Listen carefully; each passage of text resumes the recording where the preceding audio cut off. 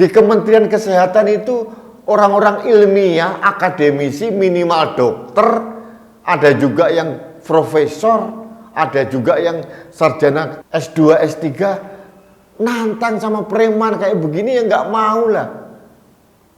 Ya nggak mau, jatuh merek. Jadi bukan aparat Kementerian Kesehatan yang pengecut, tapi memang nggak level gitu tuh.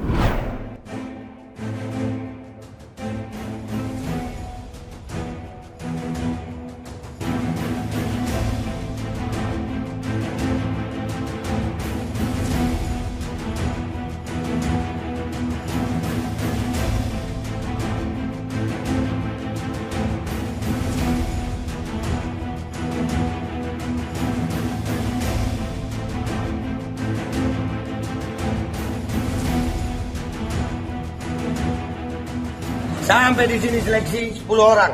Sudah 10 orang di dalam, minta 2 orang lagi. Jadi mereka memang tidak punya niat baik. Tidak ada niat baik untuk keterbukaan.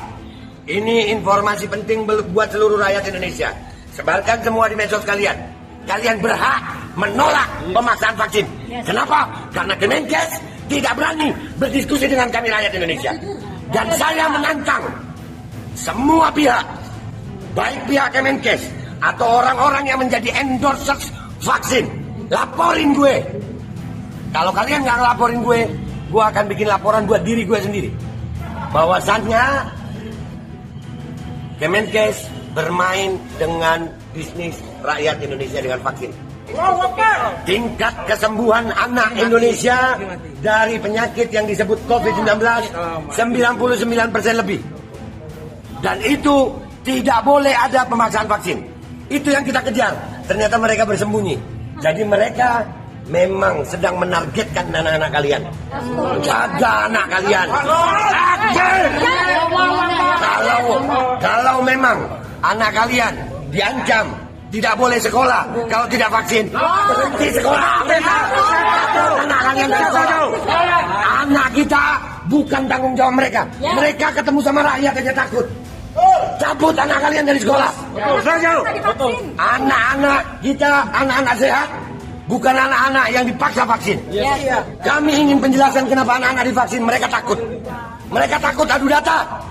Mereka pengecut. Ketahuan salah.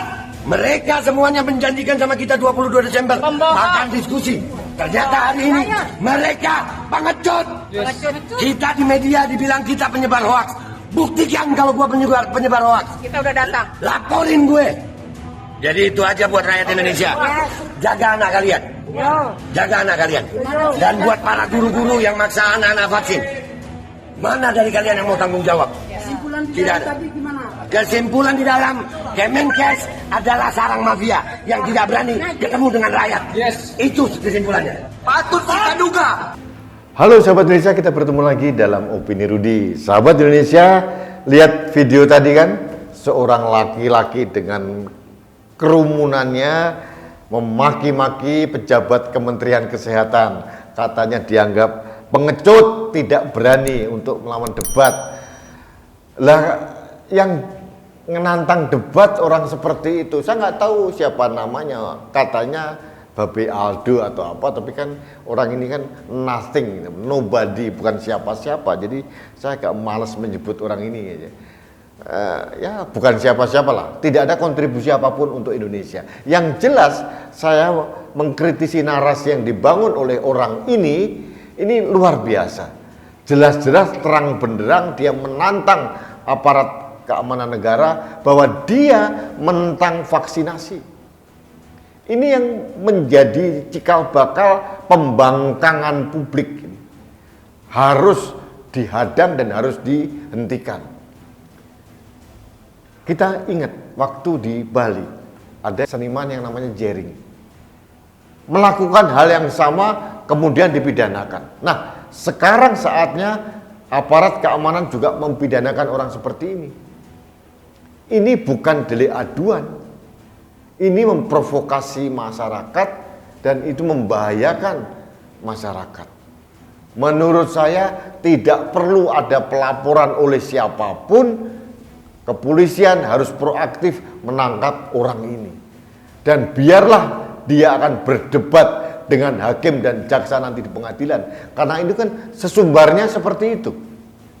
Lah, di Kementerian Kesehatan itu orang-orang ilmiah, akademisi, minimal dokter, ada juga yang profesor, ada juga yang sarjana S2, S3, nantang sama preman kayak begini ya nggak mau lah.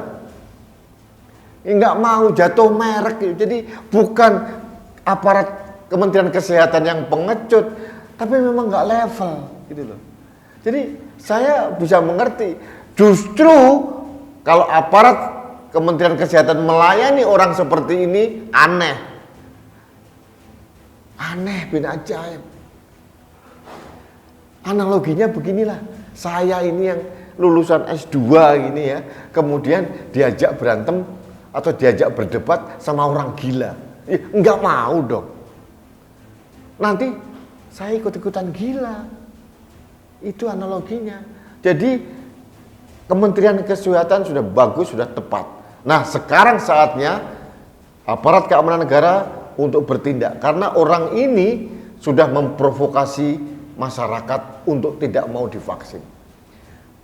Dasarnya tidak saintifik. Tidak berdasarkan saintifik. Tidak ada evidence base maupun scientific base apapun.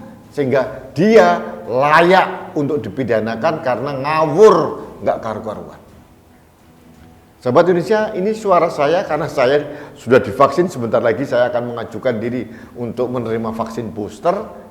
Saya mengajak lingkungan sekitar saya untuk semua divaksin. Ketemu sama orang pekok seperti ini.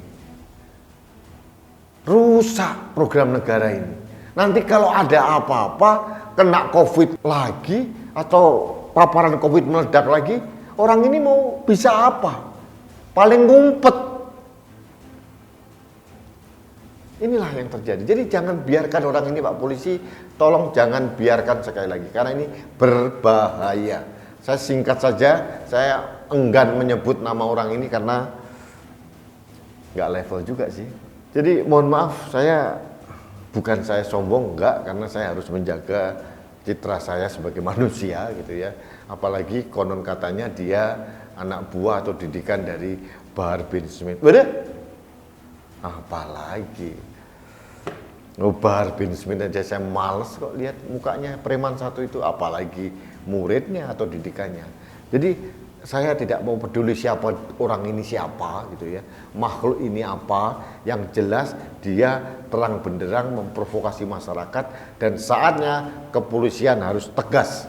Jangan sampai ini racun-racun masyarakat ini kita biarkan begitu saja. Itu saja pesan dalam opini Rudi kali ini. Terima kasih sahabat Indonesia. Tetap jaga kesehatan. Jangan lupa yang belum vaksin 1, 2 harus segera lakukan vaksinasi. Dan yang sudah dua-duanya, kalau ada program vaksin booster, ikuti. Untuk siapa? Untuk kesehatan kita, untuk kesehatan keluarga kita. Itu yang penting sekali. Itu yang ingin saya ingatkan. Terima kasih. Salam satu Indonesia, salam budaya Nusantara, salam toleransi, salam sehat untuk Indonesia. Saya Rudi SKP.